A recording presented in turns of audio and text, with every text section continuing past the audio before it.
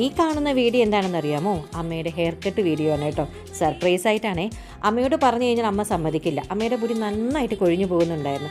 അതുപോലെ ഒരു ഷേപ്പും ഇല്ലായിരുന്നു. അപ്പോൾ ഒന്ന് ഷേപ്പൊക്കെ വരുത്തി നല്ല അടിപൊളി ലുക്കാക്കാൻ വേണ്ടിയിട്ട് കൊണ്ടുപോയതാണ് കേട്ടോ. ആദ്യമൊക്കെ അമ്മയ്ക്ക് ഭയങ്കര ടെൻഷനായിരുന്നു. അത്ര വലിയ ഇഷ്ടമൊന്നും ഉണ്ടായിരുന്നില്ല. പയ്യെ പയ്യെ അവരുടെ ആ ഒരു പെരുമാറ്റ രീതിയും മുടിയോട് കാണിക്കുന്ന ഒരു സമീപനവും ഒക്കെ കണ്ടപ്പോൾ അമ്മയ്ക്ക് അങ്ങനെ ഇഷ്ടപ്പെട്ടു. നല്ല സുഖം തോന്നി. കാരണം കുറച്ച് നേരം നമ്മളല്ലേ എപ്പോഴും നമ്മുടെ കാര്യങ്ങൾ ശ്രദ്ധിക്കാറ്. ഇത് നമ്മളല്ലാണ്ട് വെറുതെ കസേരയിരിക്കുന്നു നമുക്കായിട്ട് ഒരാളിങ്ങനെ ചെയ്തു തരുമ്പോൾ തലയിൽ ആരെങ്കിലും കൈകൊണ്ട് തൊട്ടാൽ തന്നെ നമുക്ക് ഭയങ്കര ഒരു സുഖമല്ലേ.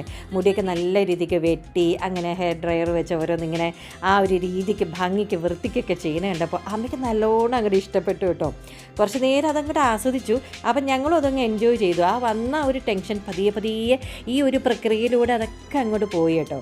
എന്തൊക്കെ പറഞ്ഞാലും അവസാനത്തെ ആ ഒരു ഹെയർ കട്ടിങ് ലുക്ക് കണ്ടപ്പോൾ അമ്മയ്ക്ക് ഒരു സത്യം മനസ്സിലായി. അമ്മയുടെ തലമുടിയിൽ ഒരു മുടി പോലും കറുത്ത മുടിയില്ല എന്നുള്ളൊരു സത്യം മനസ്സിലായി കേട്ടോ. നല്ല രസമുണ്ടായിരുന്നു കേട്ടോ. ഫുൾ വൈറ്റ് മുടിയായിരുന്നു. കാണാൻ നല്ല ഭംഗിയുണ്ടായിരുന്നു. അമ്മയ്ക്ക് ആണെങ്കിൽ അത് കാണുമ്പോൾ ഭയങ്കര ചിരിയുണ്ടായിരുന്നു കേട്ടോ. ശരിക്കും പറഞ്ഞു കഴിഞ്ഞാൽ അമ്മയുടെ മുടി നല്ല രീതിക്ക് വെട്ടി കണ്ടപ്പോൾ എനിക്ക് ഇച്ചിരി സന്തോഷം തോന്നി കേട്ടോ. കാരണം മുടി നല്ല ഷേപ്പിന് കിടക്കുമ്പോഴാണല്ലോ എന്തായാലും ഒരു ഭംഗി വരിക. ആ ഭംഗി അമ്മയുടെ മുഖത്തും കാണാനുണ്ടായിരുന്നു കേട്ടോ.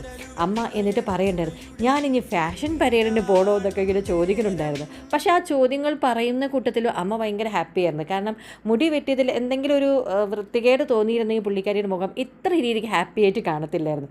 എന്തിനു പറയുന്നു, നല്ല രീതിക്ക് മുടിയൊക്കെ വെട്ടി കൊടുത്തിട്ട് പുറത്തിറങ്ങാൻ നേരമായപ്പോൾ എങ്ങനെ ഇരിക്കുന്നു കണ്ടു നോക്കിയേ.